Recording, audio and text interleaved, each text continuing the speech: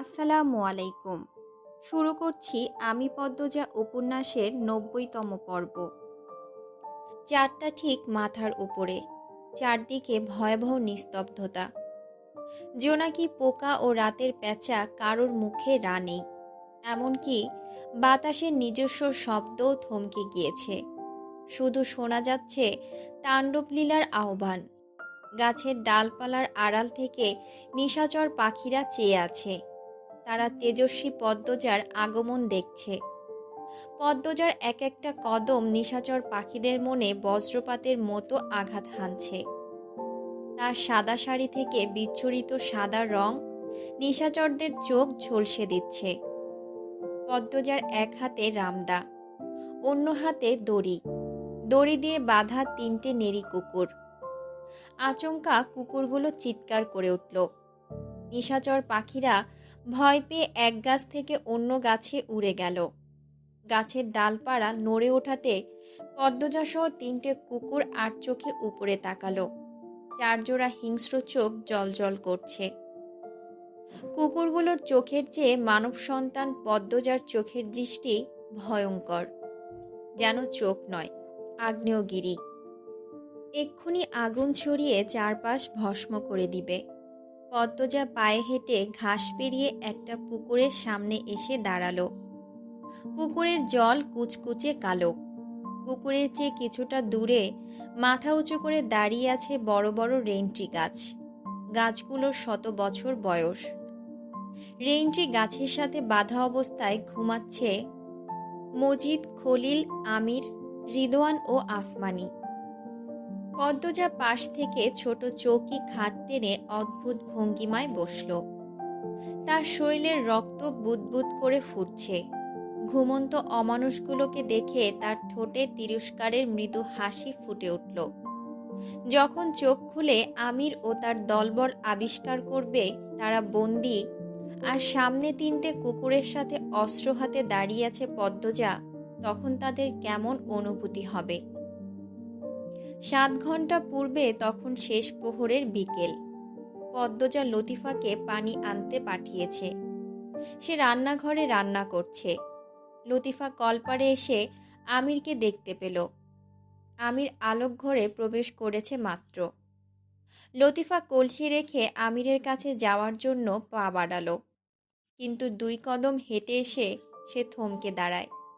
দ্রুত উল্টো ঘুরে কলপারে চলে আসে। কলপারে খালি কলসিটা স্থির হয়ে আছে। লতিফা কলসির ওপর চোখ নিবদ্ধ রেখে কপাল কুঁচকায়। নূরজাহানের ঘর থেকে ৩ দিন আগেই ঘুমের ওষুধ সংগ্রহ করে রেখেছিল পদ্মজা। আজ রাতের খাবার পরিবেশন করার পূর্বে খাবারের সাথে ঘুমের ওষুধ মিশিয়ে দেওয়া হবে।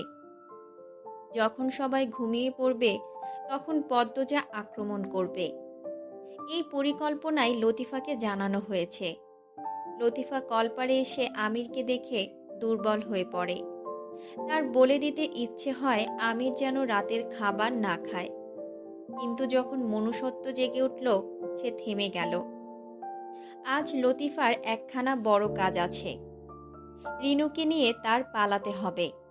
এই বাড়িতে কিশোরী রিনু এসেছে গত বছর। তার আগেও অন্দরমহলে রিনু নামে একজন কাজের মহিলা ছিল, যিনি ডায়রিয়ায় গত হয়েছেন ২ বছর আগে। এতিম লতিফা প্রথম যখন এই বাড়িতে এসেছিল, মজিদ ও খলিলের দ্বারা যৌন হয়রানির শিকার হয়েছিল। তারপর লতিফা ফরিনাকে সব জানায়। ফরিনা প্রতিবাদ করায় আমির সব শুনল। আমির তার বাপ চাচাকে নিষেধ করে লতিফাকে নির্যাতন করতে। সে চায় তার মায়ের সেবা করা মানুষগুলো নিরাপদে থাকুক। এরপর প্রায় ২-৩ বছর নিরাপদে কেটে গেলেও ১৫ বছর বয়সে রিদওয়ানের মাধ্যমে লতিফা ধর্ষিতা হয়। ধর্ষণের পর লতিফা পালানোর জন্য ছটফট করেছে। দরজা বন্ধ করে দিনের পর দিন লুকিয়ে হাউমাউ করে কেঁদেছে। তারপর বেশ কয়েকবার মজিদ ও খলিলের থাবার শিকার হতে হয়েছে। দিনগুলো বিষাক্ত ছিল। পালানোর মতো জায়গা ছিল না। তাই একসময় লতিফা ভাগ্যকে মেনে নিল, সহ্য করে নিল সবকিছু। অন্দরমহলের পাশাপাশি পাতাল ঘরের বিশ্বস্ত সহযোগী হয়ে উঠল।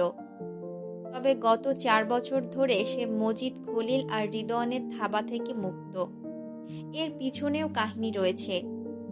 ফরিনার প্রতি লতিফার ভালোবাসা এবং সম্মান দেখে আমির লতিফার ঢাল হয়ে দাঁড়ায়। তার হুমকিতে থেমে যায় লতিফার কাল রাত্রিগুলো। লতিফা বিশ্বস্ততার সাথে আমিরের গোপন আদেশ নিষেধগুলো মেনে চলে। পদ্মজা, রুম্পা ও হেমলতাকে চোখে চোখে রাখা ছিল লতিফার দায়িত্ব। গত বছর কিশোরী রিনু নতুন এসেছে অন্দরমহলে। সে এ বাড়ি সম্পর্কে কিছুই জানে না। মজিদ হাওলাদার উদারতা দেখিয়ে এতিম রিনুকে নিজের বাড়িতে নিয়ে আসেন। যেহেতু রিনুকে উদারতার জন্য আনা, তাই রিনুকে দেখে শুনে রাখা হয়। বিয়ের জন্য পাত্র খোঁজা হচ্ছে। কিন্তু লতিফা দেখেছে রিদওয়ানের কুদৃষ্টি রিনুর উপরে আছে। রিনুর সাথে একই বিছানায় থাকতে থাকতে লতিফা রিনুকে আপন ছোট বোন ভাবা শুরু করেছে। সে রিনুকে ছোট বোনের মতো ভালোবাসে। রিনুকে অভিশপ্ত নিখুঁত যন্ত্রণাময় কালরাত্রিগুলো থেকে বাঁচাতে লতিফা দ্রুত পালাতে চায়। তাই আমিরের প্রতি কৃতজ্ঞতাবোধ থাকা সত্ত্বেও গোপন পরিকল্পনার কথা বলতে পারল না। দমে গেল। সে কলসি রেখে দ্রুত পায়ে অন্দরমহলে চলে যায়। রান্নাঘরে পা রাখতেই পদ্মজা ঘাড় ঘুরিয়ে তাকালো। সে পাথরের মতো স্থির। লতিফার হাত খালি দেখে যান্ত্রিক স্বরে বলল, পানি কোথায়? লতিফা নিজের হাতে নিজের কপাল চাপড়ালো। সে কলসি রেখে চলে এসেছে।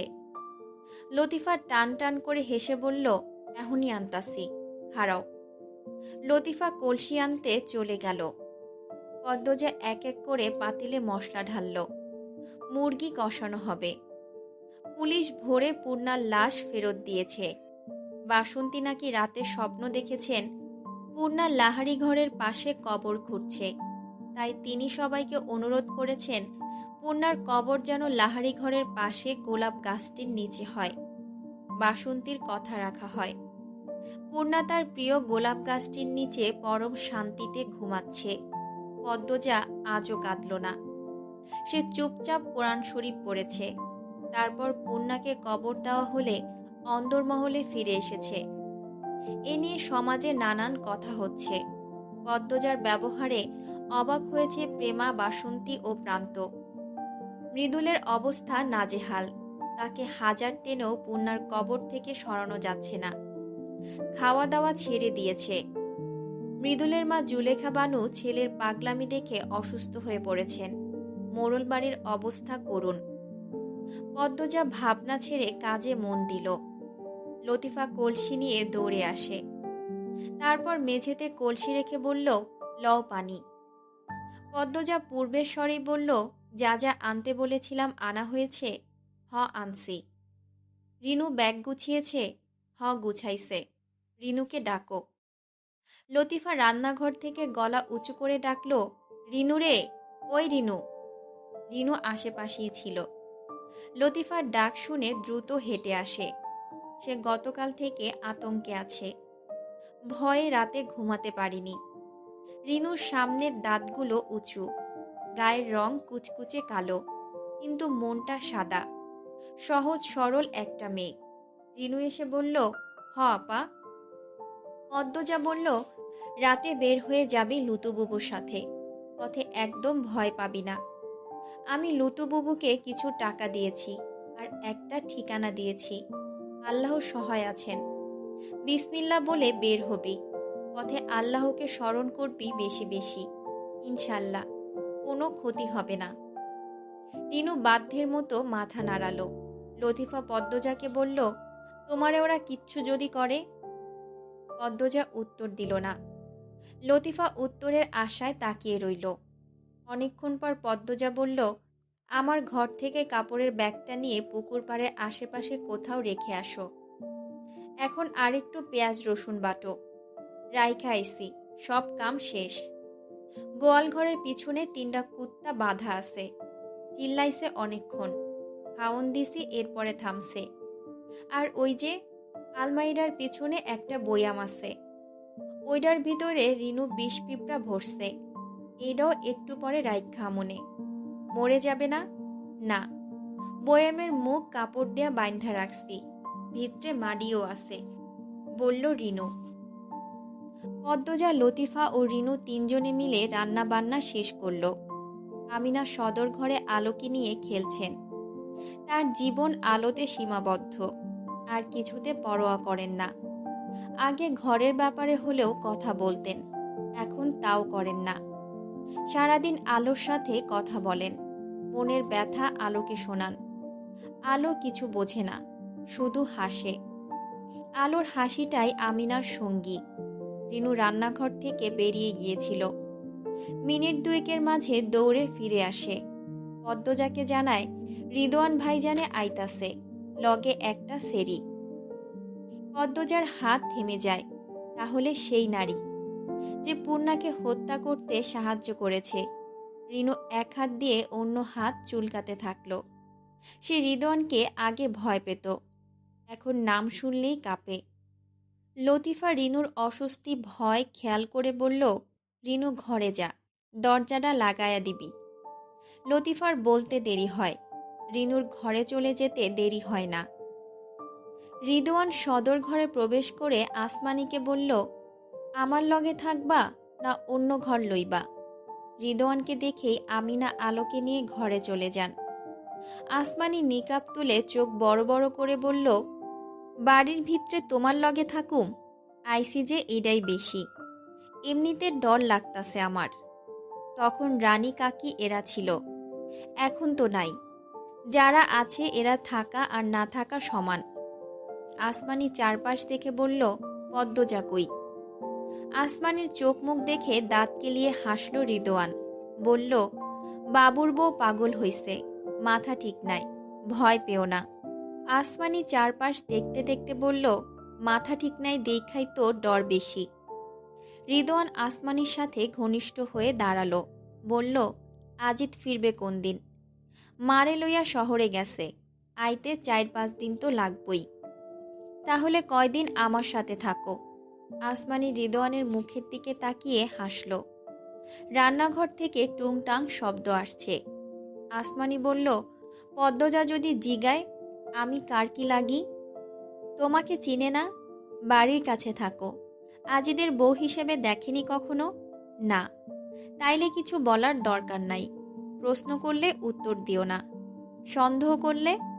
সন্দেহ করলেই কি, না করলেই কি, পদ্মজার দাম আছে আর? আচ্ছা ছাড়ো, আমি পদ্মজারে দেখাইতাছি। আসমানি রান্নাঘরের দিকে এগিয়ে যায়। সে চোখ বুলিয়ে চারপাশ দেখছে। এই বাড়িতে আসার অনেক ইচ্ছে ছিল তার, কখনো আসতে পারেনি। এই প্রথম আসতে পেরেছে। অন্যবার সোজা পাতাল ঘরে যেত। লুকোচুরি খেলাটা কমেছে, তাই বলে ভালো লাগছে। এখন হয়তো প্রতিনিয়ত অন্দরমহলে আসা হবে।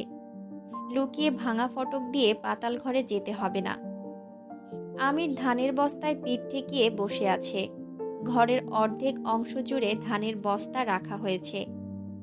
বস্তাগুলো বাঁশের মাচার উপর, মাটি স্যাঁতসেঁতে। এই ঘরটায় খুব দরকার ছাড়া কেউ আসে না।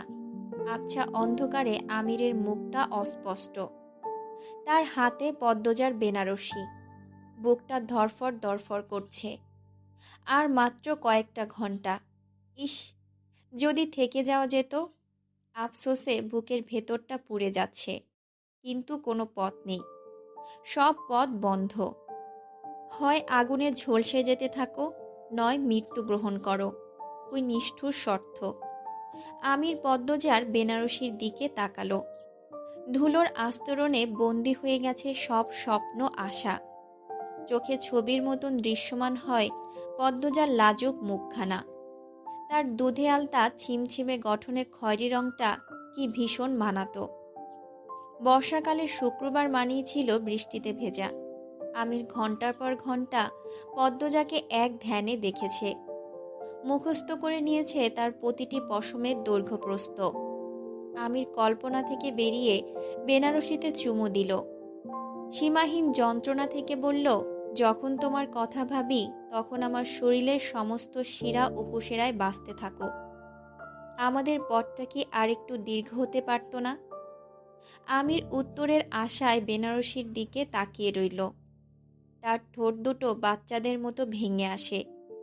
একটু কথা বলুক না, বেনারসিটি একটু কথা বলুক। আমির ভেজা গলায় আবার বলল, তোমার জন্য বুকটা পুড়ে যাচ্ছে। তোমায় ছোঁয়ার সাধ্যি দেখার সাধ্যি কেন নেই আমার? বেনারসি নিশ্চুপ, সে বোবা প্রাণহীন। আমির চোখ বুজে বস্তায় হেলান দিল। গত কয়দিনে পদ্মজার উচ্চারিত প্রতিটি শব্দ কানে বাজছে। যখন পদ্মজার বলা, একবার একবার নিজের মা বোনকে মেয়েগুলোর জায়গায় দাঁড় করিয়ে ভাবুন, একবার আমাকে মেয়েগুলোর জায়গায় ভেবে দেখুন, কথাগুলো কানে বাজলো, তখন চোখের পর্দায় ভেসে ওঠে পদ্মজার নগ্ন শরীর। তার সারা শরীরে ছোপ ছোপ দাগ। একটা ছায়া পদ্মজার শরীরে চাবুক মারছে। পদ্মজা আর্তনাদ করার শক্তিটুকু পাচ্ছে না, শুধু গলা কাটা গরুর মতো কাতরাচ্ছে। আমির ছায়াটির গলা চেপে ধরার জন্য হাত বাড়ায়, কিন্তু একই, ছায়াটিকে ছোঁয়া যাচ্ছে না। আমির দ্রুত চোখ খুলে ফেলল। তার মুখ থেকে অস্পষ্ট উচ্চারণ হয়, পদ্মজা। আমির চট করে উঠে দাঁড়ায়। বুকের ভেতর আগুন লেগে গেছে, ভেতরটা ভস্ম হয়ে যাচ্ছে। শরীর দিয়ে যেন ধোঁয়া বের হচ্ছে। সে শার্ট খুলে ছুঁড়ে ফেলে দূরে। কপালে বিন্দু বিন্দু ঘাম জমেছে। শরীরের শিরা উপশিরায় তাণ্ডব শুরু হয়ে গিয়েছে। এই যন্ত্রণা আমির নিতে পারে না। সে দুই হাতে নিজের চুল টেনে ধরল। বিগত দিনগুলো তাকে নরকীয় শাস্তি দিয়েই চলছে। চোখগুলো আজে বাজে দেখছে। মস্তিষ্কের প্রতিটি নিউরন আজে বাজে ভাবছে, পদ্মজা, পদ্মজা, পদ্মজা। এই পদ্মজাতে কি শক্তি লুকিয়ে আছে?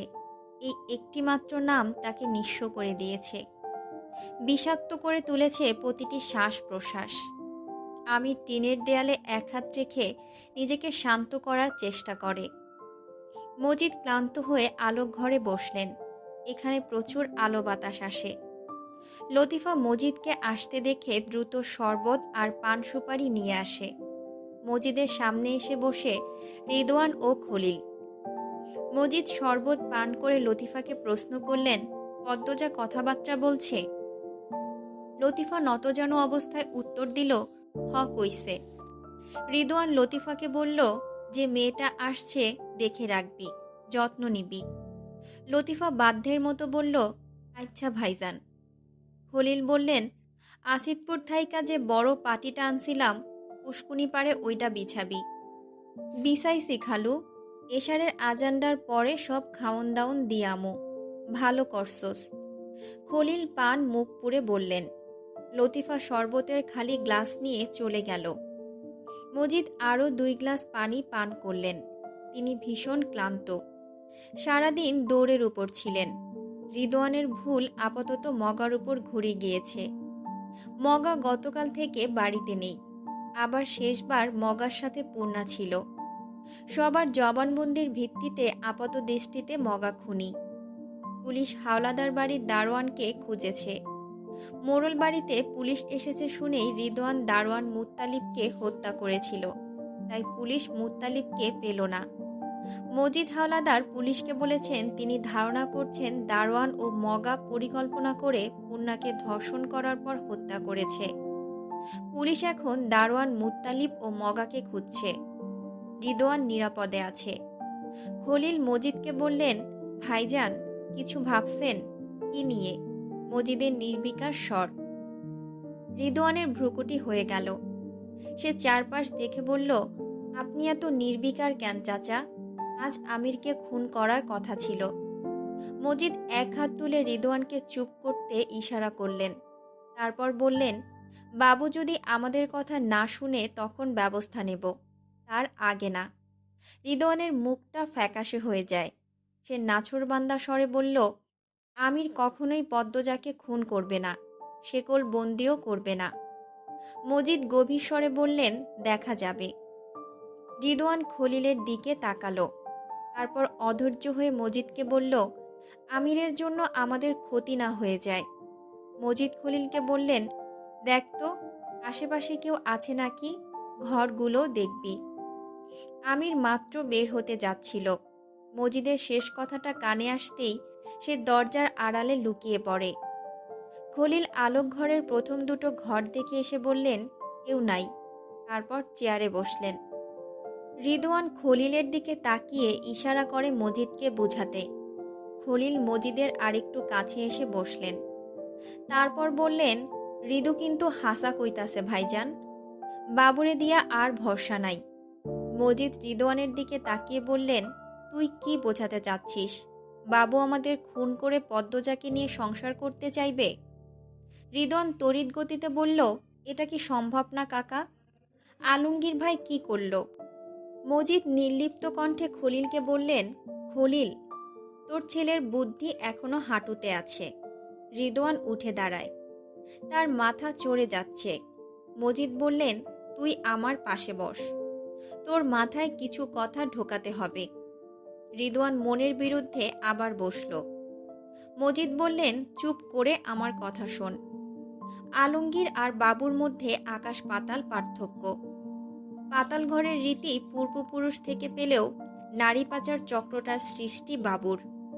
এই চক্রে আলমগীর, তুই, আমি আর খলিল বাবুর দলের একটা অংশ মাত্র। আমরা সরে গেলে আমাদের উপর রাগ একমাত্র বাবুই ছাড়তে পারবে। কিন্তু এই চক্রের শুরুটা যে করেছে সে হচ্ছে নেতা। গত সপ্তাহে বাবু ঢাকা থেকে একটা খাম নিয়ে আসছে। খামের চিঠিতে স্পষ্ট লেখা আছে 6 মাস পর বাবু নিজ দায়িত্বে 16টা মেয়ে সিঙ্গাপুরে পাঠাবে। সারনার জনের সাথে 3 মাস আগে থেকে চুক্তিবদ্ধ বাবু। বাবুর স্বাক্ষর আছে চিঠিতে। বাবু প্রতিজ্ঞাবদ্ধ। রিদওয়ান বলল, পড়ছি আমি, কিন্তু টাকা কি করছে? আমাদের তো দেয়নি। মজিদ বিরক্তিতে কপাল কুঁচকালেন। তিনি কথার মাঝে কথা বলা একদম পছন্দ করেন না। বললেন, হয়তো কাজ শেষে দিত। আমার পুরো কথা শোন, কথার মাঝে কথা বলবি না। রিদওয়ান মাথা নাড়ালো। মজিদ বললেন, এখন বাবু যদি প্রতিজ্ঞা রক্ষা না করে এর পরিণতি কেমন হবে ধারণা আছে? বিদেশের কত মানুষের সাথে ও কাজ করছে হিসাব আছে। সবার বিরুদ্ধে ছোটখাটো প্রমাণ হলেও বাবুর কাছে আছে। আর এই দেশে কি একমাত্র বাবু মেয়ে পাচার করে? আরও আছে। কম হলেও 8-9 জন দলনেতার সাথে বাবুর ভালো পরিচয় আছে। যেখানে এই দেশ পরিচালনা করা একজন নেতা এই চক্রের সাথে জড়িত আর বাবুর সাথে যোগসূত্র আছে, সেখানে বাবু পালিয়েছে যদি জানতে পারেন, তিনি বাবুকে ছেড়ে দিবেন না। সব রকম ব্যবস্থা নেবেন। সম্মানহানির ভয় পাবেন। সব প্রকাশ হওয়ার ভয় পাবেন। বাবুর সাথে পদ্মজার ক্ষতি করবেন। পদ্মজা সুন্দর। বাবুর সামনে পদ্মজার বেইজ্জতি হওয়ার সম্ভাবনা শতভাগ আছে। আরও কত ক্ষমতাশীল লোক বাবুর সাথে এই কাজে জড়িত আছে। যতদিন বাবু এই কাজে নিজেকে রাখবে ততদিন ভালো থাকবে। ছাড়তে চাইলেই সর্বনাশ। বাবুর বুদ্ধি তোর মতো না রিদু। ও আর যাই করুক, পালিয়ে যাওয়ার মতো বোকামি করবে না। এতটা বোকা বাবু না। যদি সত্যি বাবু পদ্মজাকে ভালোবেসে থাকে, ও ভুলেও পালিয়ে যাওয়ার সিদ্ধান্ত নেবে না। এই চক্রের সাথে জড়িত সবাই একজোট। বাবু পালানোর চেষ্টা করলেও ও একা হয়ে যাবে। সবাই ঠিক ধরে ফেলবে বাবুকে। আর বাবু ধরা পড়লে পদ্মজাও ধরা পড়বে। পদ্মজা একবার ধরা পড়লে চোখের পলকে ভোগের বস্তু হয়ে যাবে। পালিয়ে কোথাও না গিয়ে পুলিশকে সব খুলে বললেই তো ও নিরাপত্তা পেয়ে যাবে। আর ফেঁসে যাব আমরা আর অন্যরা। মজিদ বোকা রিদওয়ানের পিঠ চাপড়ে বললেন, পুলিশ কয়জনকে ধরবে? আমি নিজেও পুলিশের হাতে ধরা পড়বে, ফাঁসিও হবে। নিজের মৃত্যু নিজে টেনে আনবে তো কি হলো? কিছু কিছু কাজ আছে যেগুলোতে একবার প্রবেশ করে ঘাঁটি সৃষ্টি করে ফেললে আর সেখান থেকে বের হওয়া যায় না। বাবু তেমনই চিপায় আছে। যদি পালাতে চায়, নিজের সাথে পদ্মজার ইজ্জত আর জীবন হারাবে। এই ঝুঁকি নেওয়ার সাহস বাবুর হবে না। আমি নিজের চোখে ঢাকায় দেখেছি। পদ্মজা অসুস্থ হয়ে ঘরে ঘুমাচ্ছে আর আমির বাড়ির সব কাজ করছে। পদ্মজার জন্য হলেও বাবু পাতাল ঘর আর আমাদের আঁকড়ে ধরে রাখবে। দেশে কি জায়গার অভাব আছে? কোথাও না কোথাও ঠিক লুকিয়ে থাকতে পারবে। ওর কাজ করতে হবে না, ঘরে বসে খাবে। তুই নিজ চোখে দেখেছিস আমির কিভাবে মাত্র 10 দিনে আলীকে রাজশাহী থেকে ধরেছে। আলীর পালিয়ে যাওয়া আমিরের জন্য হুমকি ছিল, তাই চিরুনি অভিযান চালিয়ে ঠিক খুঁজে বের করেছে। আমিরের অভিজ্ঞতা আছে, আমির পদ্মজাকে নিয়ে এত বড় ঝুঁকি নেবে না। আমির চিনে তার পেশার রক্ত কেমন। এতদিন অন্য মেয়েদের পিটিয়েছে, এখন নিজের বউকে পিটাতে দেখবে। মজিদ থামলেন, দাঁত বের করে হাসলেন। এত কথাতেও রিদওয়ানের মনে শান্তি এলো না। সে 2 হাত তুলে বলল, আচ্ছা ধরলাম, আমির পালাবে না, কিন্তু পদ্মজাকে বেইজ্জতি করার জন্য আমাদের খুন করবে না তার নিশ্চয়তা আছে? মজিদ হাওলাদার এবার রেগে গেলেন, বললেন, বাবুর যখন এই কাজের সাথে থাকতেই হবে, তখন আমাদের খুন করে নিজের পায়ে নিজে কুড়াল মারবে না। খলিল, তোর ছেলেরে নিয়ে যা, তারপর গোয়ালঘর থেকে কতটা গোবর খাইয়ে দে। অপমানে রিদওয়ানের মুখটা থমথমে হয়ে যায়। সে ঘন ঘন নিঃশ্বাস নিতে থাকল। আমিরের জায়গাটা সে কিছুতেই দখল করতে পারছে না, ব্যর্থ হচ্ছে বারবার। রিদওয়ান চেয়ারে লাথি দিয়ে চলে গেল। খলিল বললেন, ভাইজান, আসমানিরে আনা কি ঠিক কাম হইল? একদম না। রিদওয়ান আবার আরেকটা ভুল করল। বাড়িতে কেউ নাই বলে ঝুঁকি নিয়ে যা ইচ্ছে করছে। আবার বিপদে পড়লে আমার পা যেন না চাটে, বলে দিস। খলিল মুখ থেকে পানের পিচকিরি ফেলে বাইরে চোখ নিবদ্ধ করলেন। ক্রোধে আক্রোশে আমিরের কপালের রগ ভেসে ওঠে, চোখ দুটি রক্তবর্ণ ধারণ করে। সে রাগে এক হাতে দরজা চেপে ধরল। তার দুর্বলতা ধরতে পেরে মজিদের আনন্দ হচ্ছে। মজিদের হাসি দেখে আমিরের গা জ্বলে যাচ্ছে। সে একবার ভাবল এক্ষুনি গিয়ে মজিদের গলা চেপে ধরবে, কিন্তু পরক্ষণে কি ভেবে থেমে গেল। চলে এলো ধান রাখার ঘরে। ধানের মাচার ভেতর উকি দিয়ে দেখলো চাপাতি আর রামদা ঠিকঠাক আছে নাকি। হ্যাঁ, ঠিকঠাক আছে। আমি স্বস্তির নিঃশ্বাস ছাড়ল। জানালা খুলে বাইরে তাকাতেই বিকেলের রংহীন ধূসর কুয়াশা চোখে পড়ে। পদ্মজা পালঙ্কের উপর গাঁট হয়ে বসে আছে। এশারের নামাজ আদায় করে মাত্রই উঠেছে। তার পরনে সাদা শাড়ি। লতিফা হন্তদন্ত হয়ে ছুটে এসে পদ্মজাকে জানালো সে পুকুর পাড়ে খাবার রেখে এসেছে। বেশ সুন্দর করে সাজানো হয়েছে চারপাশ।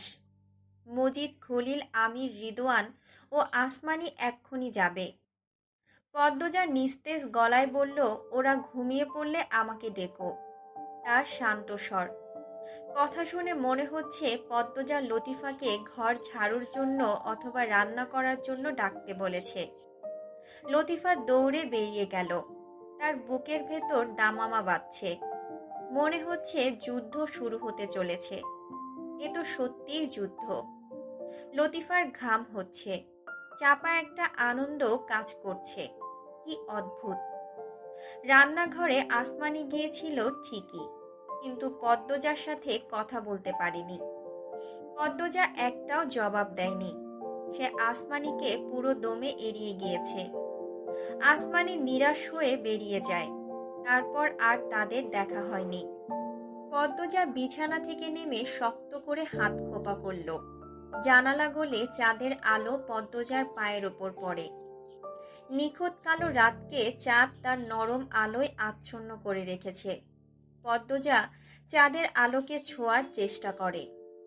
ছোঁয়া গেল ঠিকই, অনুভব করা গেল না। পদ্মজার কানের পাশ দিয়ে শাঁসা করে বাতাস উড়ে যায়। সে বাতাসের শীতলতাকে আগুনের আঁচের মতো অনুভব করছে। তারা 5 জন গোল হয়ে বসেছে।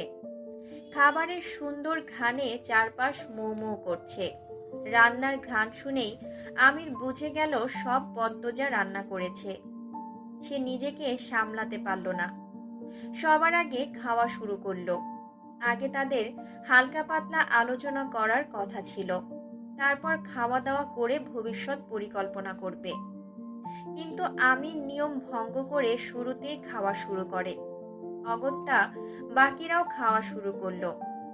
তাদের চেয়ে কয়েক হাত দূরে টলটলে জলের বিশাল পুকুর। জলের রং কালো। আশেপাশে কোনো ফুলের গাছ আছে। একটা মিষ্টি ঘ্রাণ ভেসে আসছে।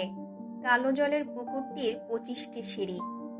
এই পুকুর নিয়ে অনেক গুজব রয়েছে, যদিও সব মিথ্যে। বাড়ির মেয়েরা এদিকটায় কখনো আসেনি। মজিদ হাওলাদারের ভীষণ প্রিয় এই জায়গাটা। তার দাদা এই জায়গাটাতে সবসময় ভোজ আসর করতেন। মজিদের ইচ্ছে ছিল চাঁদের রাতে পুকুরের পাশে বসে ভোজ আসর উপভোগ করার, কিন্তু সম্ভব হয়নি। মজিদ হাওলাদারের দাদা নিজের বউকে ভূতে ধরা পাগল প্রমাণ করার জন্য গুজব রটিয়ে দেন। সেই গুজব ধরে রাখতে মজিদ হাওলাদারও এদিকটায় আসেননি কখনো। আজ বাড়ি খালি হওয়াতে সেই সুযোগ মিলেছে। তিনি গতকালই দুজন লোক দিয়ে জায়গাটা সুন্দর করে পরিষ্কার করেছেন। চোখ জুড়িয়ে দেওয়ার মতো দৃশ্য হয়েছে। একটু দূরেই ঝাঁকে ঝাঁকে জোনাকি পোকা উঠছে। মাথার উপর চাঁদের আলো। চারপাশে 4টি হারিকেন। চমৎকার পরিবেশ। খলিল মুরগির রানে কামড় দিয়ে বললেন, বাবু সারাদিন কই থাহস? আমির ছোট করে উত্তর দিল, এখানেই। মজিদ আমিরকে আগাগোড়া পরখ করে নিয়ে বললেন, কোনো কিছু নিয়ে দুশ্চিন্তায় আছিস? না আব্বা, বলল আমির। রিদওয়ান কিছু বলতে আগ্রহী নয়। সে চুপচাপ খাচ্ছে। তার চোখে মুখে বিরক্তির ছাপ। আসমানি আমিরের পাশ ঘেঁষে বসল। বলল, পরের কামে কয়দিনের সময় দিছে? অনেক দিন। এইবার ভৈরবে নিশানা রাখ্য। ওইখানে সুযোগ সুবিধা আছে অনেক। মজিদ আসমানির সাথে তাল মেলালেন। আমিও ভৈরবের কথা বলতাম। আমি রিদওয়ানের দিকে তাকিয়ে বলল, এই কাজ রিদওয়ান নেক। আজিদ আর হাবুরে নিয়ে কয়দিনের জন্য ট্রলার নিয়ে ভৈরবে চলে যাবে। রিদওয়ান না চাইতেও সম্মতি জানালো। আমির আর চোখে পিছনে তাকালো। তার চেয়ে 5 হাত দূরে একটা রেইনট্রি গাছ। গাছটির পিছনে সে চাপাতি আর রামদা রেখেছে। আর একটু রাত বাড়লে যখন সবাই ক্লান্ত হয়ে যাবে, নেশা করবে, তখন সে আক্রমণ করবে। 2 হাতে 2 অস্ত্র নিয়ে রিদওয়ান ও মজিদকে আঘাত করা তার লক্ষ্য। তারপর খলিল ও আসমানি বা হাতের খেল। আমির চুপচাপ প্রহর গুনতে থাকে। খাওয়া শেষে প্লেটগুলো দূরে রাখা হয়। প্লেটগুলো সরানোর জন্য মজিদ চারপাশে চোখ বুলিয়ে লতিফাকে খুঁজলেন। লতিফা আশেপাশে নেই। অন্যবার তো থাকে, আজ কোথায়? মজিদ বিরক্ত হলেন। তিনি মনে মনে লতিফাকে একটা নোংরা গালি দিলেন। তারপর পরবর্তী ডিল নিয়ে কথাবার্তা শুরু করলেন। কিভাবে এগোতে হবে, কোন এলাকায় যেতে হবে, বর্তমান পরিস্থিতি কিভাবে স্বাভাবিক করা যায়, এসব নিয়ে আলোচনা চলতে থাকে। রিদওয়ান চোখ মুখ কুঁচকে বসে আছে। মজিদ হাওলাদার আমিরকে কি প্রশ্ন করবেন বলেছিলেন, তাও করছে না। এই বুড়ো আবার গুটি পাল্টে দিয়েছে। আমির কথা কম বলছে। সে মোক্ষম সুযোগের অপেক্ষায়, কিন্তু তার সুযোগ আসার পূর্বেই সে এবং বাকিরা ঘুমের কাছে হেরে যায়। এতই ঘুম পেয়েছিল যে তাদের শরীর অন্দরমহলে যাওয়া অব্দি ইচ্ছে শক্তি পায়নি। লতিফা কিছুটা দূরে অন্ধকারে লেবু গাছের আড়ালে বসেছিল। মশা কামড়ে তার হাত পা বিষিয়ে দিয়েছে। যখনই দেখল ভোজ আসরের 5 জনই ঘুমিয়ে পড়েছে, তার ঠোঁটে হাসি ফুটে ওঠে।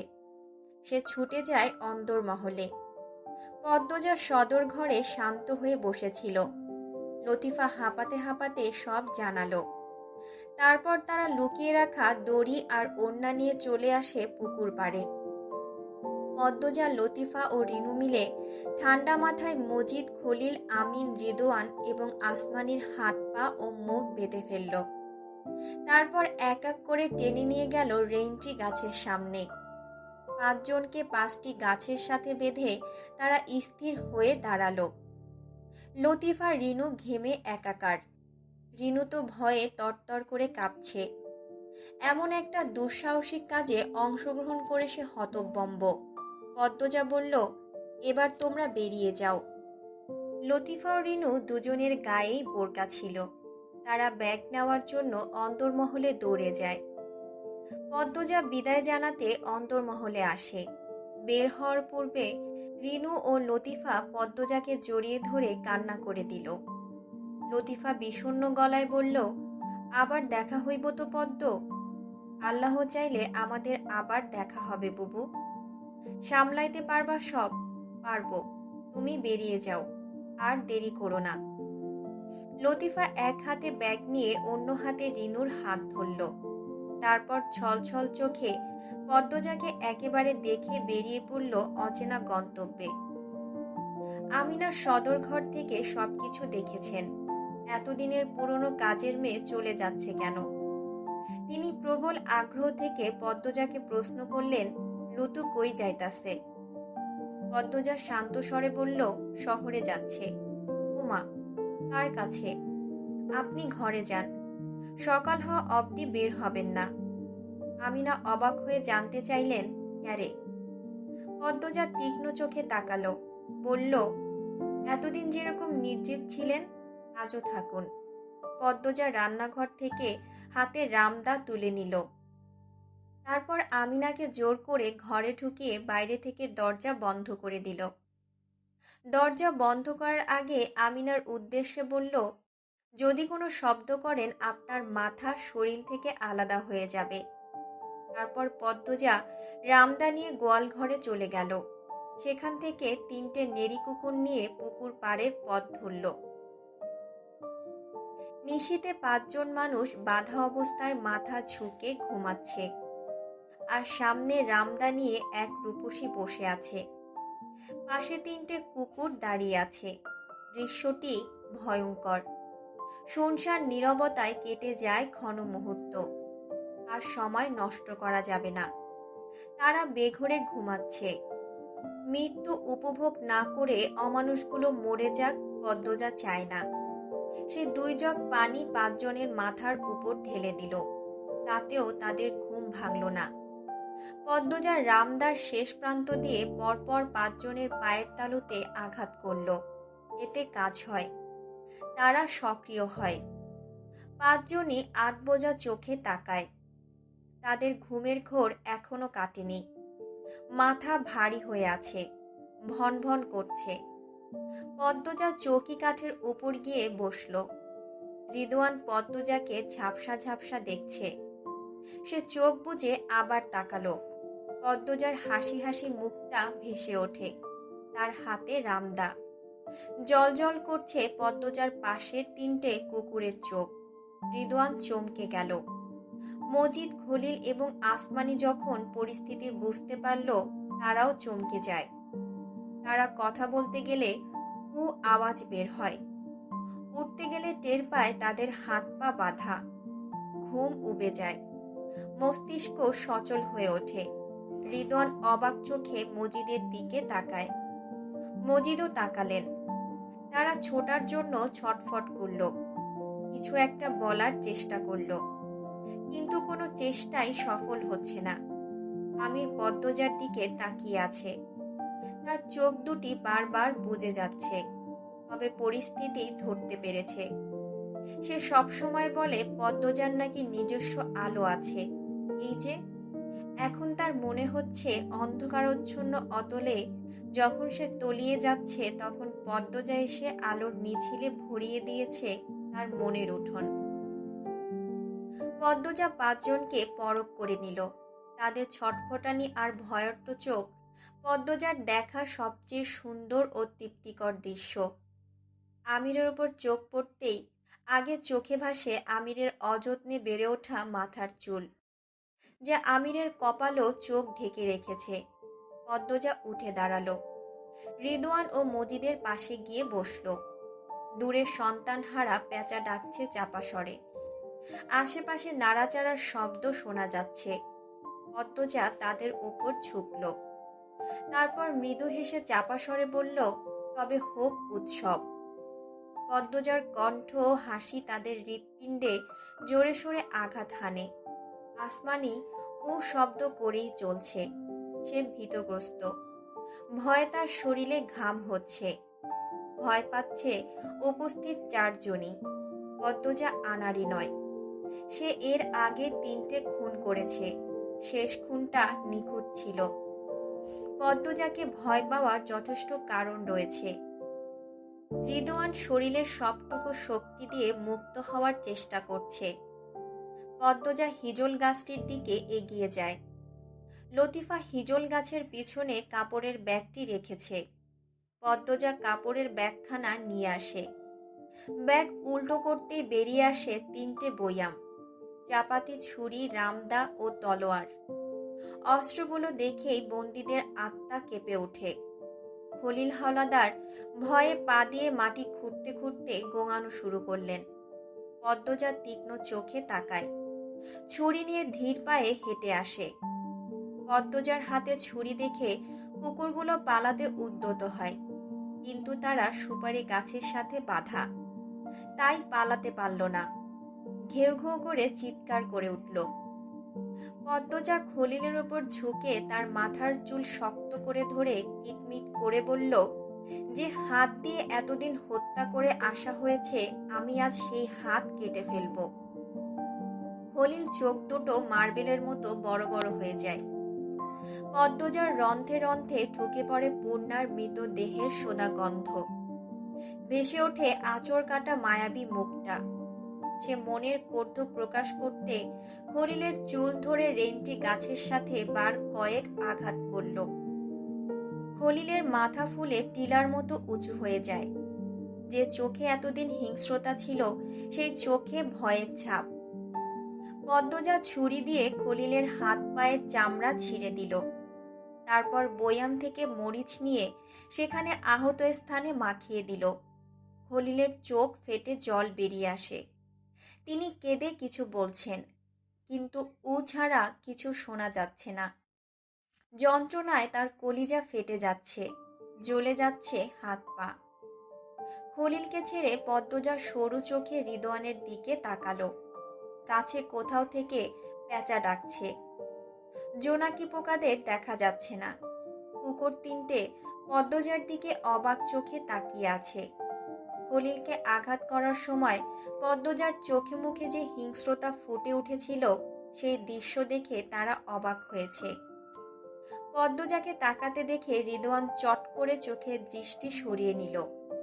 খলিলের অবস্থা দেখার পর থেকে সে পদ্মজাকে ভয় পাচ্ছে। শরীরের সব শক্তি দিয়ে চেষ্টা করছে ছোটার।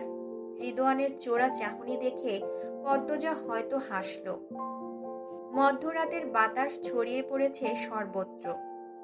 পদ্মজার দ্বিতীয় বয়ামটি নিয়ে রিদওয়ানের দিকে এগিয়ে আসে।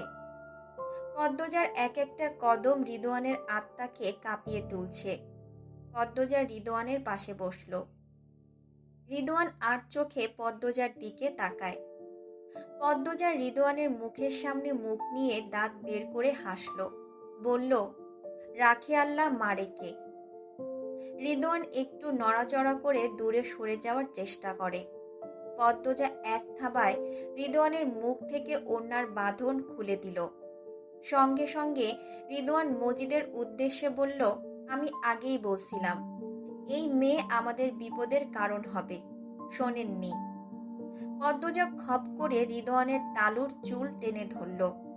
রিদওয়ান পদ্মজার মুখে থুতু ছুঁড়ে মারে। পদ্মজা তার মুখ দ্রুত সরিয়ে নেয়। রিদওয়ানের থুতু রিদওয়ানের মুখের উপরই পড়ল। রিদওয়ান কটমট করে তাকালো, বলল, বেশ্যা মাগি, তোরে প্রথম দিনই মেরে ফেলা উচিত ছিল। পদ্মজা উঠে দাঁড়ায়, জোরে লাথি মারে রিদওয়ানের মুখে। লাথি খেয়ে রিদওয়ান রেংটি গাছের সাথে আঘাত পায়। তার মাথা ভন ভন করে ওঠে। রিদওয়ান কিছু বুঝে ওঠার আগে পদ্মজা তার প্যান্টের ভেতর বয়াম থেকে কিছু ঢেলে দেয়। সেকেন্ড কয়েক পার হতেই বিশেষ স্থানে জ্বালাপোড়া অনুভব করে। একসাথে অনেকগুলো জীবের কামড়ে তার মুখ নীল হয়ে যায়। সে চমকে তাকায় পদ্মজার দিকে। প্রশ্ন করে, কি দিছোস খানকিরজি? প্যান্টের ভেতর কি দিছোস তুই? পদ্মজা উত্তর দিল না। রিদওয়ান চিৎকার করতে থাকে। পদ্মজা রয়ে শোয়ে রিদওয়ানের চিৎকার করার দৃশ্য দেখতে দেখতে কুকুরগুলোকে মুক্ত করে দেয়। কুকুর তিনটে পদ্মজার দিকে তাকিয়ে ঘেউ ঘেউ করে পিছিয়ে যায়।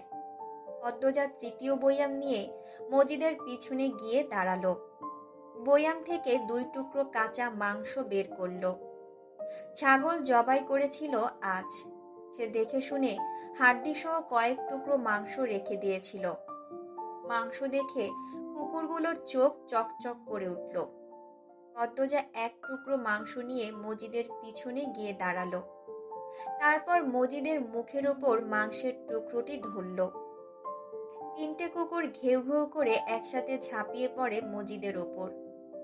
কুকুরগুলো লাফ দিতেই পদ্মজা মাংসের টুকরোটা মজিদের উরুর উপর ছেড়ে দেয়।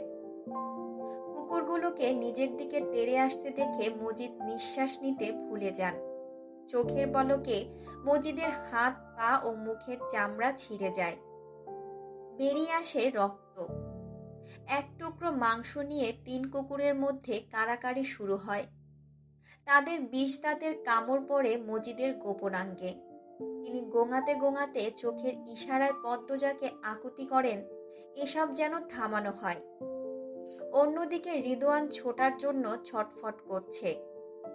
পদ্মজাকে বৃষ্টি গালিগালাজ করে হুমকিও দিয়েছে। যখন পিঁপড়ার কামড়ে সর্বাঙ্গ বিষিয়ে ওঠে তখন সে পদ্মজাকে অনুরোধ করে তাকে বাঁচাতে। কখনো পদ্মজাকে দেবী বলে, আবার কখনো মা বলে ডাকল। ওয়াদা করল সে আর কখনো অন্যায় করবে না। পদ্মজা উত্তরে কিছুই বলেনি। সে নির্বিকার। রিদওয়ান ও কুকুরের চিৎকার শুনে মাথার উপর এক ঝাঁক পাখি ডানা ঝাপটিয়ে উড়ে গেল। আবার ডানা ঝাপটিয়ে ফিরে এলো। পাখিদের মধ্যে অস্থিরতা শুরু হয়েছে। তাদের অস্থিরতা দানবের মতো দাঁড়িয়ে থাকা গাছগুলোর কচি ডালপালা ও পাতা বারবার নড়ে চড়ে উঠছে। পদ্মজা এবার বয়াম নিয়ে খলিলের পিছনে গিয়ে দাঁড়ালো।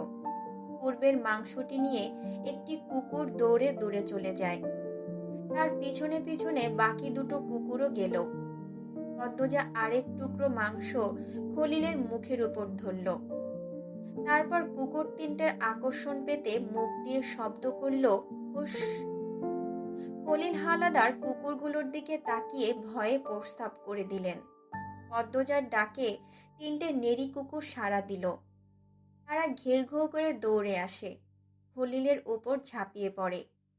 পদ্মজা আগের মতোই হাতের মাংস খলিলের উরুর উপর ছেড়ে দিল। তারপর আরেক টুকরো মাংস নিয়ে আসমানির সামনে গিয়ে দাঁড়ালো। বয়াম রাখলো মাটিতে। একটা কুকুর পদ্মজার পিছনে এসে দাঁড়ায়। ঘেউ ঘেউ করে চিৎকার করে তাকে মাংস দিতে। পদ্মজার এক হাতে ছুরি বলে ভয়ে তার উপর ঝাঁপিয়ে পড়ে মাংস কেড়ে নেওয়ার সাহস পাচ্ছে না। আসমানি পদ্মজাকে তার সামনে দাঁড়াতে দেখে গোপনে ঢোক গিলল। তার চোখ ফেটে জল বেরিয়ে আসে। সে কিছু একটা বলতে চাইছে। চোখের জলে যেন এক্ষুনি বন্যা বয়ে যাবে। মেয়েরা ভালো হোক খারাপ হোক, বুড়ো হোক আর যুবতী হোক, তারা ভীষণ কাঁদতে পারে। পদ্মজা আসমানির মুখ মুক্ত করে দিল। আসমানি কাঁদো কাঁদো স্বরে অনুরোধ করল, আল্লাহর দোহাই লাগে ভাবি, আমারে সাইরা দেন, আমি আপনার গোলামি করাম সারা জীবন। পদ্মজা আসমানির সামনে বসল। আসমানির ওপর ঝুঁকে তার গাল আলতো করে ছুঁয়ে দিয়ে আদুরে স্বরে বলল, তুমি ভীষণ সুন্দর। পদ্মজার ঠান্ডা স্পর্শ আসমানির যকৃত ছুঁয়ে ফেলল। সে কেঁপে ওঠে। চোখে মুখে অসহায়ত্ব ফুটিয়ে পদ্মজার চোখের দিকে তাকায়। পদ্মজা হাসল। আসমানির চুলের মুঠি শক্ত করে ধরে বলল, আমি পুরুষ না যে আমাকে আকৃষ্ট করবে। আমার বোনের মৃত্যু কষ্ট তোমাকেও অনুভব করতে হবে। পদ্মজা হাতের মাংসের টুকরোটি মজিদের ওপর ছুঁড়ে মারল। তাৎক্ষণিক কুকুর 3টে মজিদের ওপর আবার ঝাঁপিয়ে পড়ে। পদ্মজা আসমানির পায়ের দড়ি খুলে সেই দড়ি দিয়ে আসমানির গলা পেঁচিয়ে ধরে। আসমানির চোখ উল্টে যায়। পদ্মজার চোখে মুখে কোনো প্রতিক্রিয়া নেই। সে শান্ত স্বাভাবিক। যখন আসমানি নিস্তেজ হওয়ার পথে পদ্মজা দড়ি ছেড়ে দিল। আসমানি কাশতে কাশতে নতজানু হয়। পদ্মজা আবার পেঁচিয়ে ধরল। আসমানি 2 পা দাপিয়ে দম নেওয়ার চেষ্টা করে। তার শাড়ি হাঁটু অবধি চলে এসেছে।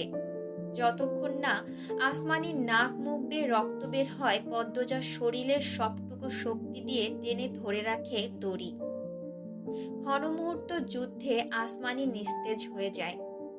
পদ্মজার দড়ি ছেড়ে দিল।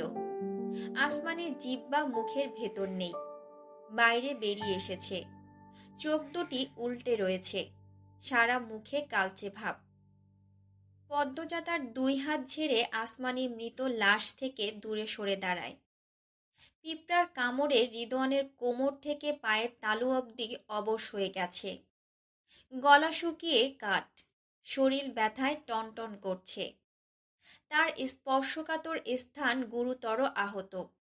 পদ্মজা ছুরি নিয়ে রিদওয়ানের সামনে এসে দাঁড়ায়। রিদওয়ানের উরুতে ছুরি প্রবেশ করে আবার বের করে আনে। রিদওয়ান চিৎকার করে উঠল। অনেক কষ্টে উচ্চারণ করল, আর না, আর না। পদ্মজা শূন্যে ছুরি ছুঁড়ে মেরে কৌশল করে ধরল। তারপর ছুরি দিয়ে রিদওয়ানের শরীরে অগণিত আঘাত করতে থাকে। তারপর এক চোখ তুলে নিল। রিদওয়ান জোরে আর্তনাদ করে ওঠে, আকুতি করে তাকে মৃত্যু দিতে, নয়তো বাঁচতে দিতে। পদ্মজা দাঁতে দাঁত চেপে রিদওয়ানের 2 গাল চিপা দিয়ে ধরল। ফিসফিস আওয়াজের মতো করে বলল, এই চোখগুলো আর কোনো দিন কোনো মেয়েকে দেখবে না, কোনো দিন না। রিদওয়ানের এক চোখ থেকে গলগল করে রক্ত বের হচ্ছে। কুকুরগুলো আরও মাংসের জন্য বিরতিহীনভাবে চিৎকার করে যাচ্ছে। পদ্মজা তার কথা শেষ করে রিদওয়ানের আরেকটা চোখে ছুরি ঢুকিয়ে দিল। তারপরই মুখের উপর ছুরি দিয়ে তেসরাভাবে টান মারল। রিদওয়ানের নাক ছিঁড়ে উপরের ঠোঁট 2 ভাগ হয়ে যায়। চিৎকার করার শক্তিটুকু আর সে পেল না, তার পূর্বেই বেহুশ হয়ে যায়। পদ্মজা ক্রোধে মৃদু কাঁপছে। তার সাদা শাড়ি ইতিমধ্যে রাঙা হয়ে গেছে। সে রামদা নিয়ে নিঃশ্বাসের গতিতে যেভাবে পারে রিদওয়ানকে কোপাতে থাকল। তার মুখ দিয়ে কর্ধস্বর বের হচ্ছে। রিদওয়ান শরীরের মাংস ছিটকে পড়ে এদিক সেদিক। লুকিয়ে দেখা নিশাচরেরা একস্বরে ডেকে ওঠে। তারা পদ্মজাকে তার কাজে সাহস জোগাতে কিছু বলছে, নাকি ভয় পেয়ে ডাকছে, কে জানে। প্রায় মিনিট 10 পর পদ্মজা স্থির হয়ে দাঁড়ালো। তার মুখে রক্তে অস্পষ্ট, চোখ দুটি ছাড়া কিচ্ছু দেখা যাচ্ছে না। শাড়ি তাজা রক্তে জবজবে, সামনের চুলগুলো রক্তে আঠালো হয়ে গেছে। তার বুক হাঁপড়ের মতো ওঠানামা করছে, নিঃশ্বাস নিচ্ছে ঘন ঘন। বাতাস পদ্মজার সাহসিকতায় মুগ্ধ হয়ে তাকে আলিঙ্গন করার জন্য ধেয়ে আসে। পদ্মজার রামদা থেকে রক্ত পড়ছে চুইয়ে চুইয়ে। সে রামদা রেখে সদ্য কেনা চাপাতি তুলে নেয় হাতে, ঘুরে এসে মজিদের সামনে দাঁড়ায়। কুকুরের আঁচড় আর কামড়ে মজিদের প্রাণ নেতিয়ে পড়েছে। পদ্মজা মজিদের মুখের বাঁধন খুলে দেয় মজিদের শেষ আর্তনাদ শোনার জন্য। মজিদ অস্পষ্ট স্বরে বলল, মা, মা আমার। মজিদ শেষ করতে পারলেন না। পদ্মজা চিৎকার করে হাত ঘুরিয়ে এক আঘাতে মজিদের মাথা দ্বিখণ্ডিত করে ফেলল। রক্ত ফিনকি দিয়ে ছিটকে পড়ে। বুড়বুড় শব্দ তুলে পেটের নাড়িভুড়ি ফেটে রক্ত বেরিয়ে আসে। পদ্মজা এক মুহূর্ত থামল না, হিংস্র তাণ্ডব চালিয়ে গেল। তার রক্তে তৃষ্ণা মেটেনি। সে খলিলের মুখের বাঁধন খুলে দিল। পদ্মজাকে রক্তমানবী মনে হচ্ছে। তার শরীরের প্রতিটি লোমকূপ রক্তে স্নান করেছে। খলিল হাউমাউ করে কেঁদে উঠল, ও মা, মা, আমারে ছাইরা দাও, আমি তোমার বাপের মতো, ও মা, আমারে ছাইরা দাও। পদ্মজা দাঁত বের করে হাসল। তার দাঁতেও রক্ত লেগে আছে, ভয়ানক দেখাচ্ছে। কোথায় গেল তার ভুবনমোহিনী রূপ? রক্তের সাগরে ডুব দিয়েছে সে। পদ্মজা চাপাতি 2 হাতে ধরে হাত ঘুরিয়ে উদ্ভ্রান্তের মতো খলিলকে আঘাত করতে থাকে। এক আঘাতেই খলিলের আত্মা দেহ ছেড়ে দেয়, কিন্তু পদ্মজা থামল না। সে কর্ধস্বর মুখে রেখে খলিলকে ইচ্ছে মতো কোপাতে থাকলো। ক্যাচ ক্যাচ শব্দে চারপাশ কেঁপে কেঁপে ওঠে। আঘাতে আঘাতে খলিলের এক হাত, কান, নাক শরীর থেকে আলাদা হয়ে যায়। পদ্মজা ক্লান্ত হয়ে চাপাতি খলিলের মুখের ভেতর ঢুকিয়ে দিল। বাম হাতে কোমর থেকে আরেকটা ছুরি নিয়ে খলিলের পেটে ঢুকিয়ে দিল। রিদওয়ান, মজিদ আর খলিলের রক্ত মাটি বেয়ে পুকুরের কালো জলের দিকে যাচ্ছে। পদ্মজা মাটিতে বসে পড়ে। নেড়ি কুকুরগুলো ভয় পেয়ে দূরে চলে গিয়েছে। দূর থেকে তারা পদ্মজাকে দেখছে। হিংস্র ঝড়ের তাণ্ডব থামতেই চারদিকে নিস্তব্ধতা ভর করে। পদ্মজা ভীষণ ক্লান্ত। সে দুই চোখ বুজে লম্বা করে নিঃশ্বাস নিল। তারপর মাথা তুলে আমিরের দিকে তাকালো। আমির এতক্ষণ পদ্মজার দিকে তাকিয়েছিল। পদ্মজাকে তার দিকে তাকাতে দেখে সে চোখ সরিয়ে নিল। আমিরের চোখের উপর পড়ে থাকা চুলগুলো বাতাসে উঠছে। সে শান্ত হয়ে বসে আছে। কোনো ছটফটানি নেই, অস্থিরতা নেই, ভয় নেই। সে নির্লিপ্ত। পদ্মজা ঘাড় ঘুরিয়ে ডান পাশে তাকালো। আমিরের দেওয়া নতুন তলোয়ারটি ঘাসের উপর পড়ে আছে। পদ্মজা মাটিতে হাতের ভর দিয়ে উঠে দাঁড়ালো। 3 কদম এগিয়ে তলোয়ারটি হাতে তুলে নিল। তারপর ফিরে তাকালো আমিরের দিকে। সেদিনের কথা, যেদিন আমির নিজে এই তলোয়ার পদ্মজার হাতে তুলে দিয়েছিল, জীবন নেওয়ার অনুমতি দিয়েছিল। এ কথা শুনে পদ্মজার সে কি কান্না! কিন্তু আজ পদ্মজা শুধুই পদ্মজা, প্রিয় স্বামীর পদ্মবতী নয়। পদ্মজা শক্ত করে তলোয়ার ধরে সামনে এগিয়ে যায়। সে যত এগুচ্ছে অনুভব করছে বুকের ভেতরের শক্ত আবরণটা সরে যাচ্ছে। একটা নরম কোমল অনুভূতি জেঁকে বসছে। পদ্মজা আমিরের সামনে এসে দাঁড়াতেই আমির চোখ তুলে তাকালো। এই যে রাতের বাতাসে পদ্মজার এক দুটো চুল উঠছে, তাতেও ভালো লাগছে। রক্তের মাখামাখিও পদ্মজার রূপের বাহার নষ্ট করতে পারেনি, অন্তত আমিরের কাছে। নির্জন নিরিবিলি পরিবেশে আমিরকে এমন অবস্থায় এত কাছে দেখে পদ্মজার চোখগুলো শীতল হয়ে ওঠে। তার মনে হচ্ছে আমিরের চোখ, পা, হাত, বুক, বাহু সব কথা বলছে। সেদিনই তো তাদের বিয়ে হলো। আমির তার শক্তপোক্ত দুটো হাত দিয়ে পদ্মজাকে কোলে নিয়ে ঘরে তোলে। উপহার দেয় নতুন সংসার, নতুন পৃথিবী। সে আমিরের সংস্পর্শে এসে আবিষ্কার করে নতুন এক সত্তা। পুরনো কথা ভেবে পদ্মজার কণ্ঠনালীতে একটা যন্ত্রণা ঠেকছে। তার কণ্ঠনালী ব্যথা করছে। সে মাটিতে তলোয়ার রেখে রেইনটি গাছের দড়ি থেকে আমিরকে মুক্ত করে দেয়। এখন শুধু আমিরের হাত, পা আর মুখ বাঁধা। পদ্মজা আমিরের সামনে বসল। আমিরের নতজানু মুখটা নিখুঁতভাবে পর্যবেক্ষণ করল। তারপর আমিরের বুকে সাবধানে এক হাত রাখল। পদ্মজার একটুখানি ছোঁয়া আমিরের সত্তাকে কাঁপিয়ে তোলে। যেন সমুদ্রের ঢেউ গর্জে ওঠে। আকাশ ভেঙে বজ্রপাত পড়ে। কুকুরগুলো ধীরে ধীরে এগিয়ে আসে। পদ্মজার ছলো ছলো চোখ দুটি স্পষ্ট। আমিরের মনে হচ্ছে আকাশের চাঁদটা ঠিক পদ্মজার মাথার উপরেই। সে সকল অনুভূতি হারিয়ে ফেলেছিল। কিন্তু পদ্মজাকে কোমল চোখে তাকাতে দেখে তার বুকটা হুহু করে কেঁদে উঠল। চোখের চাহনিতে মনের সবটুকু ভালোবাসা ঢেলে দিয়েছে পদ্মজা। বোঝা যাচ্ছে সে আমিরের প্রেমে কতটা মাতোয়ারা। আমির আশা করেনি এই মুহূর্তে এত কিছুর পর পদ্মজার চোখে পুরনো প্রেম দেখতে পাবে। বুকটা আর কত পুড়বে, যখন একসাথে থাকা সম্ভবই নয়। আমিরের চুপ থাকা, আমিরের নির্লিপ্ততা বলে দিচ্ছে সে পদ্মজার কোনো আঘাতকেই পরোয়া করে না। আমিরের মায়া মায়া চোখ দুটি গ্রাস করে ফেলে পদ্মজাকে। কেন জানি তার খুব কান্না পাচ্ছে। বুকের ভিতরে কোথায় যেন লুকোনো জায়গা থেকে একদল অভিমান প্রচণ্ড কান্না হয়ে দু চোখ ফেটে বেরোতে চাইছে। পদ্মজা ধীর কণ্ঠে বলল, কেন আমায় ভালোবাসলেন না? তার কণ্ঠে কান্না। আমিরের এক চোখ থেকে জল বেরিয়ে আসে। সে কোন শাব্দিক উচ্চারণে বোঝাবে পদ্মজাকে ঠিক কতটা ভালোবাসে? কি করে বলবে সে পদ্মজার জন্য বিষের দানা? ভালোবাসা এক ভয়ঙ্কর মহামারীর নাম, যে মহামারীর একমাত্র পথ বিপরীত মানুষটিকে ছাড়া নিঃস্ব হয়ে যাওয়া। এই মহামারীতে আক্রান্ত হয়ে কত মানুষ বৈরাগী হয়েছে, আর আমির বেছে নিয়েছে মৃত্যু। পদ্মজা হুট করে আমিরের কপালে চুমু খেল।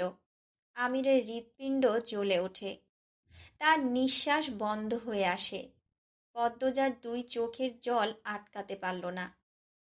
সে বলল, আপনার দুটি সত্তার একটি আমার স্বামী, আমি তাকে সম্মান করি, কিন্তু অন্য সত্তার জন্য আপনাকে মরতে হবে। পদ্মজা ঠোঁটে ঠোঁট চেপে কান্না আটকাচ্ছে। আমি নিজেকে সামলে চোখের দৃষ্টি নত করল। পদ্মজা নিজেকে নিজে প্রশ্ন করে, বুকটা জ্বলে যাচ্ছে কেন? একটু আগের তেজটা কেন নেই বুকের ভেতর? আমিরের ভালোবাসার অভাব তাকে পুড়িয়ে দিচ্ছে। 6টা বছর মানুষটা এত কেন ভালোবাসলো? এত নিখুঁত ভালোবাসার অভিনয় হতে পারে? কাঙাল সে, তার স্বামীর ভালোবাসার কাঙাল। কিন্তু সেই ভালোবাসাই প্রতারণা করল। এই ভালোবাসা ভাগ হয়েছে আরও ভাগে। কষ্টগুলো বাতাসে উড়ে যায় না কেন? পদ্মজা খাপ থেকে তলোয়ার বের করল।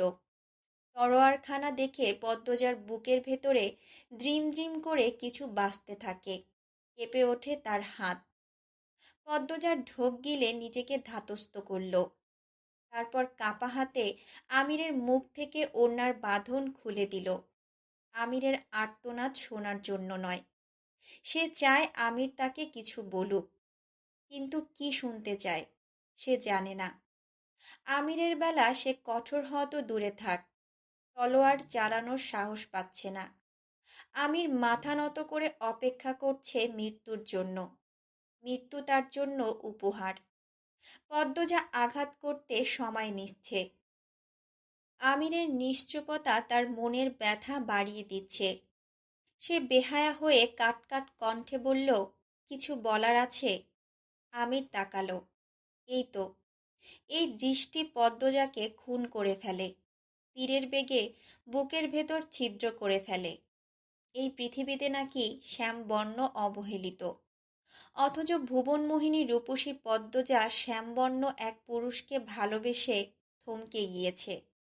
আমির বলল, গত 4 দিনের যন্ত্রণার একাংশ যদি তুমি অনুভব করতে, আমাকে খুন না করে বাঁচিয়ে রাখতে, আমার শাস্তি হতো আমার বেঁচে থাকা। আমির কথা শেষ করে চোখের পলক ফেলার পূর্বে পদ্মজা তার বুকের মধ্যিখানে তলোয়ার ঢুকিয়ে দিল। তলোয়ার বুক ভেদ করে পিঠে গিয়ে ঠেকে। আচমকা আক্রমণ করায় আমির অবাক হলো। তার মুখ দিয়ে রক্ত বেরিয়ে আসে। বুকের যন্ত্রণারা শেষবারের মতো 2 চোখ ছাপিয়ে বেরিয়ে পড়ে। আমিরের মুখ থেকে এত রক্ত বের হতে দেখে পদ্মজার পায়ের তলা কেঁপে ওঠে। সে সঙ্গে সঙ্গে তলোয়ার টেনে বের করে। আমিরের দেহটা দপ করে শব্দ তুলে লুটিয়ে পড়ে মাটিতে। পদ্মজার বুক ছ্যাঁত করে ওঠে। বুকের ভেতর পাহাড় ধসে পড়ে। সে দ্রুত আমিরের 2 হাতের বাঁধন খুলে দেয়। বুকের ভেতর থেকে শব্দ তুলে কান্নারা বেরিয়ে আসে। সে কাঁদো কাঁদো হয়ে বলল, যাবেন না, যাবেন না। আমিরের শরীর 2-3টে ঝাঁকি দিয়ে নিথর হয়ে যায়। পদ্মজা মাথায় এক হাত দিয়ে উদ্ভ্রান্তের মতো এদিক সেদিক তাকায়। তার শরীরটা কেমন যেন করছে।